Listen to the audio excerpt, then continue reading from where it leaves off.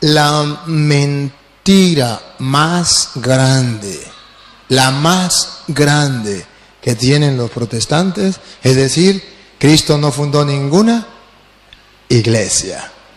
Esa es la mentira más grande. Pero ellos dicen, no, Cristo no eligió ninguna iglesia. En segundo lugar dicen, ninguna iglesia salva.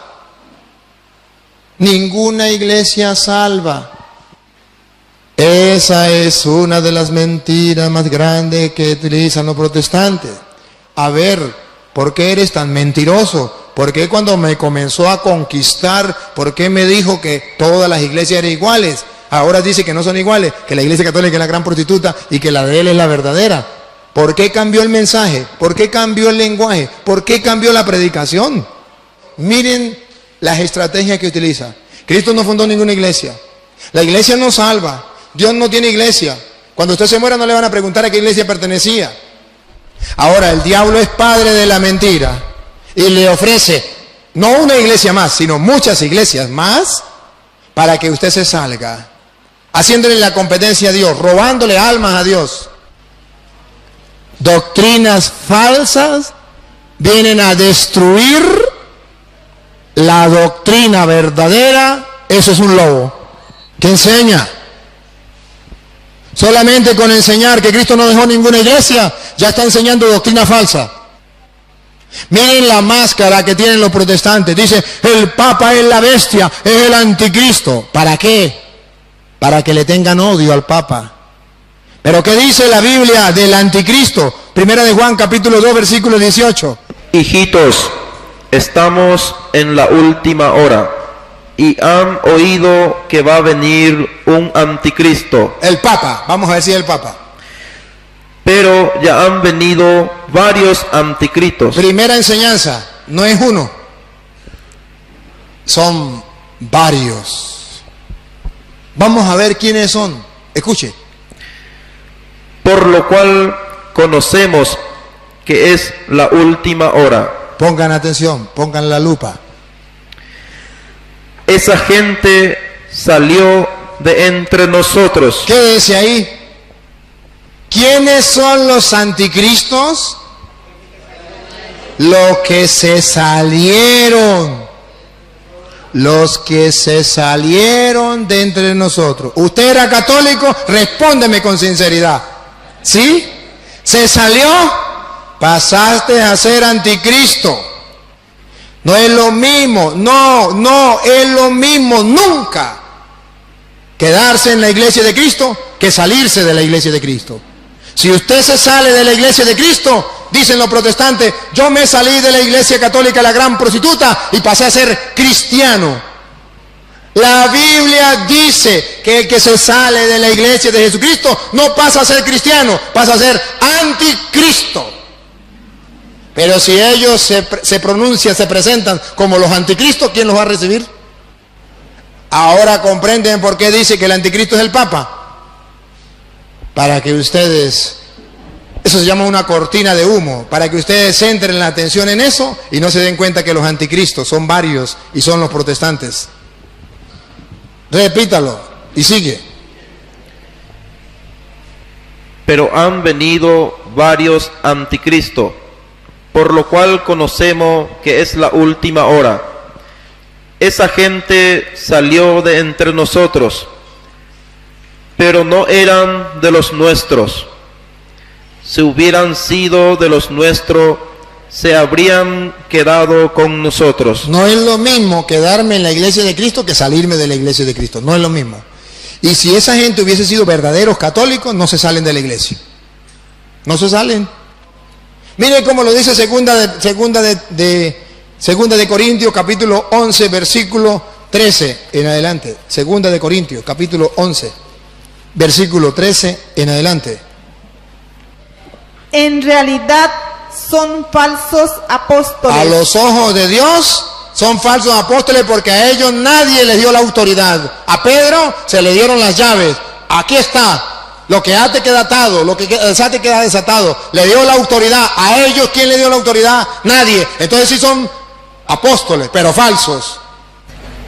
En realidad son falsos apóstoles, engañadores disfrazados de apóstoles de Cristo. Siga.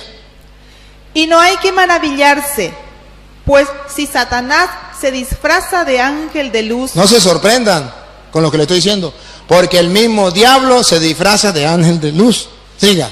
no es mucho que sus servidores Esa gente no le sirve a Dios, le sirven al diablo.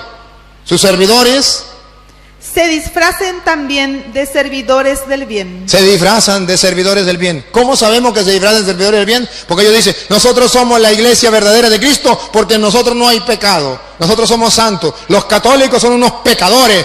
¿Ve cómo se presentan? Como servidores del bien. ¿Y cuántos católicos están cayendo en eso? Pero vienen con la mentira. Cristo no fundó ninguna iglesia, el Papa no es el pastor de la iglesia, el Papa es la bestia, es el anticristo, la iglesia no salva a nadie. Miren que sí, la iglesia sirve para nuestra salvación. Efesios capítulo 5, versículos del 22 en adelante. Ustedes verán lo que dice la Biblia sobre la iglesia. La iglesia sí es importante para nuestra salvación. El 23. El hombre es cabeza de la mujer, como Cristo es cabeza de la iglesia, cuerpo suyo, del cual es asimismo Salvador. Cristo es salvador de su cuerpo. ¿Y cuál es el cuerpo? La iglesia. El protestante que me diga que la iglesia no sirve para nuestra salvación, entonces le pregunto, ¿cómo es que Cristo es salvador de su iglesia? Y si Cristo no tiene ninguna iglesia, entonces ¿a quién vino a salvar? Porque aquí dice Pablo que Cristo vino a salvar a su iglesia. Y ella es su cuerpo. Entonces, no me caigan a mentiras. Sí, la iglesia es necesaria para la salvación, porque Cristo viene a salvar a su cuerpo, que es la iglesia. Repítalo otra vez en nuevo el 23. El hombre es cabeza de la mujer, como Cristo es cabeza de la iglesia, cuerpo suyo, del cual es asimismo Salvador. Entonces, sí tengo que estar yo dentro de la iglesia de Cristo, porque Él es salvador de su iglesia. Y si yo no estoy en la iglesia de Cristo, ¿quién me va a salvar? ¿El lobo ese? ¿El falso pastor? ¿El falso apóstol? No. Cristo viene a salvar su iglesia. Donde le dijo a Pedro, tú eres Pedro, sobre esta piedra edificaré mi iglesia. A ti te doy las llaves del reino de los cielos. Lo que ate quedará atado, lo que desate quedará desatado. Entonces Cristo funda una iglesia, y esa iglesia es importante para la salvación, porque Cristo viene a salvar su iglesia. Sigue. Que la esposa, pues, se someta en todo a su marido, como la iglesia se somete a Cristo.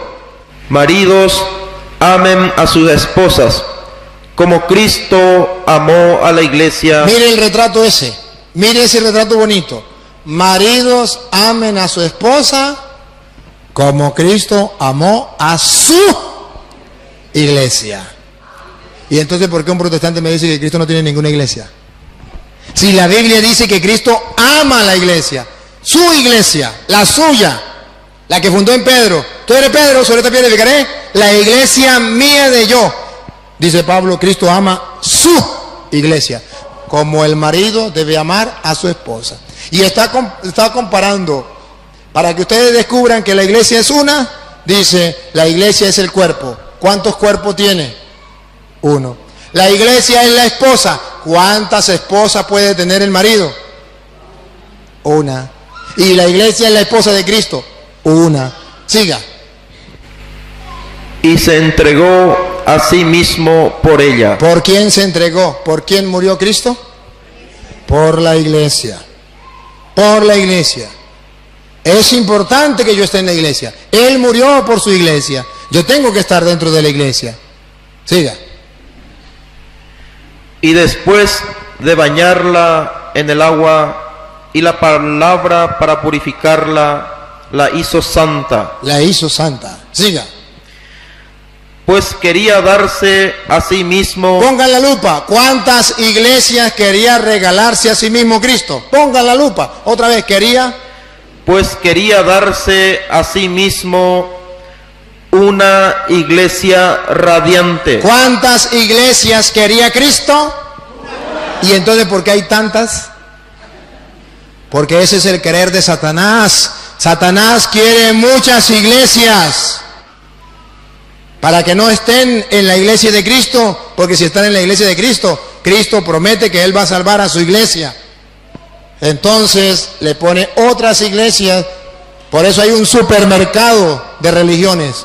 Usted puede estar en la iglesia que usted quiera. No, Señor, Cristo quiere, otra vez, Él quería para sí.